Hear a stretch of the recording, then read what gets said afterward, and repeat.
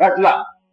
अब ऐसे मेरे वो चीज न उठाओ या वो चीज हासिल न करो या शौक से हासिल न करो जिसको छोड़ जाना, ये चीज बात है। उस चीज के लिए शौक न करो जिस चीज को तुमने छोड़ देना। आज उसके लिए बर्बाद न हो जाओ जिसने तुझे कल बर्बाद कर देना। इसलिए ये दुनिया जो है ये कभी भी किसी काम नहीं आई है। इस दुनिया में से गुजर जाओ जैसे मुसाफिर बाजार से गुजरता है, गुजर जाओ। हासिल भी कर लो तो छोड़ने के लिए, वरना जो है ना ये तकलीफ बनाना, दुनिया को अजियत बना लेना, मजबूरियां बना लेना और दिन रात इसी ख्याल में गुम हो जाना।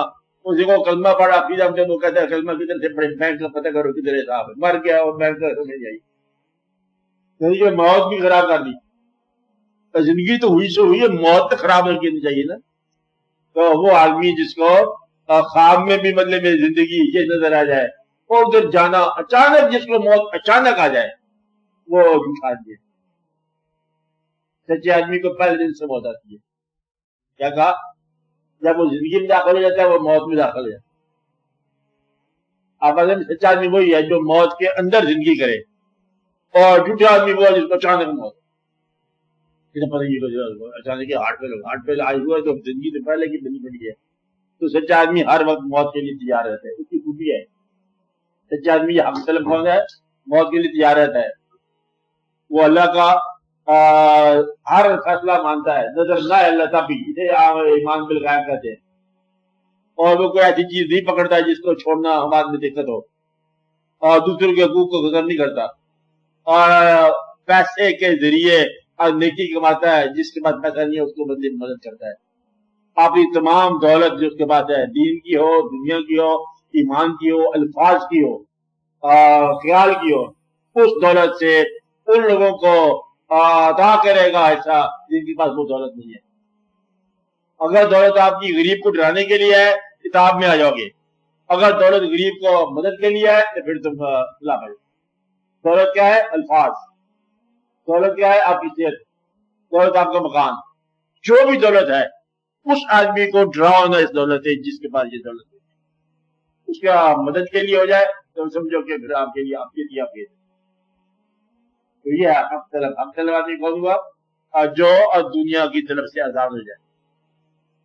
और दुनिया जो है इसकी तरफ से आजाद होना इसका मतलब ये नहीं है कि इसके काम से आजाद हो जाओ। काम करता रहता है इंसान, मतलब ये है कि दुनिया दिल के अंदर दाखिल ना हो, आप काम करते जाओ।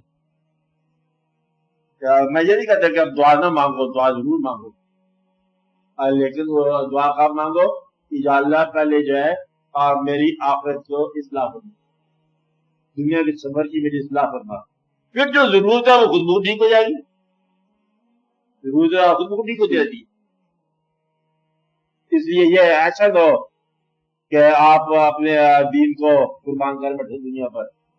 कुर्बानी का होता है दुनिया को करना कुर्बान। दीन को दे के दौलत दुनिया मिल भी जाए अगर तेरे किस काम मिल गई, फिर तेरे किस काम आई है। इसलिए दीन को न देना, याद रखना। दीन वो जो भी तेरा अकीदा है वो दीन है। अकीदे पर जो है वो डट जाओ, जो भी अकीदा हो।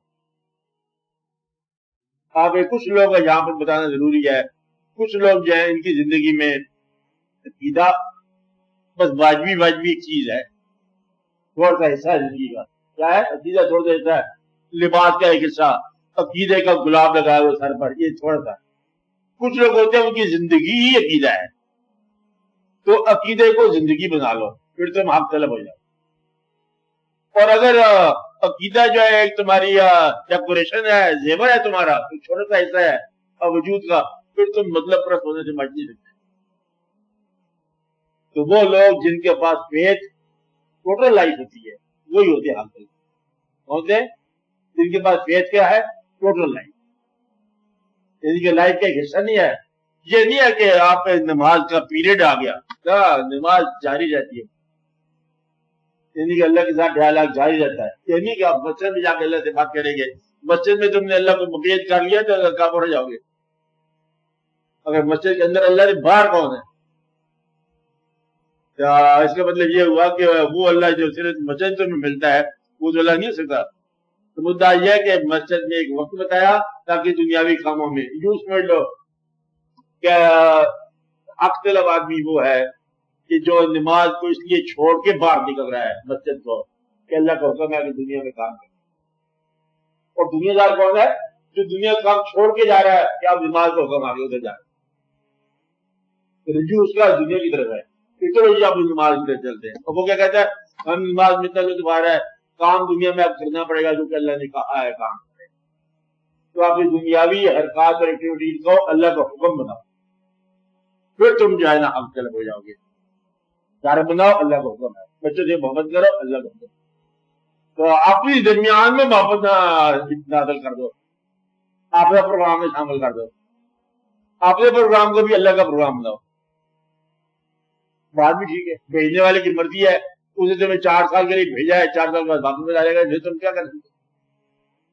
یا تو ٹھہرنا تمہارے اختیار میں ہو، ٹھہرنا اختیار میں نہیں ہے، آنا بس میں نہیں ہے، جانا تمہارے پاس قابو نہیں ہے، کیا ہے کیا تمہارے پاس؟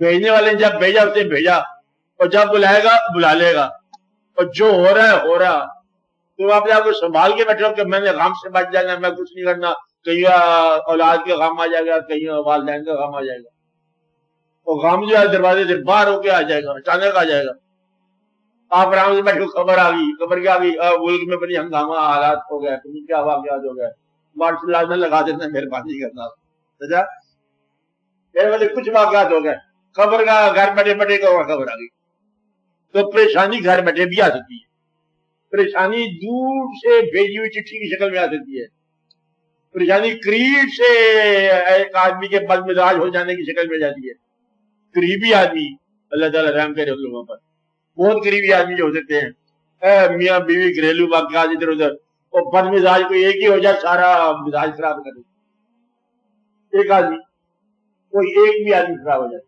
اس کا مطلب یہ ہوا کہ آپ کو تنہا زندگی نہیں ہے، تو سارا قافلے میں سے کچھ بھی آپ کے ساتھ ہو سکتا ہے، غم بھی ملے گا، خوشی بھی ملے گی، ضرورتیں بھی ملیں گی، واقعات بھی ہوں گے، رخصتیں بھی ہوں گی، موت بھی ہوگا، جنازہ بھی ہوگا، یہ ساری کائنات کے ساتھ ہو رہا ہے۔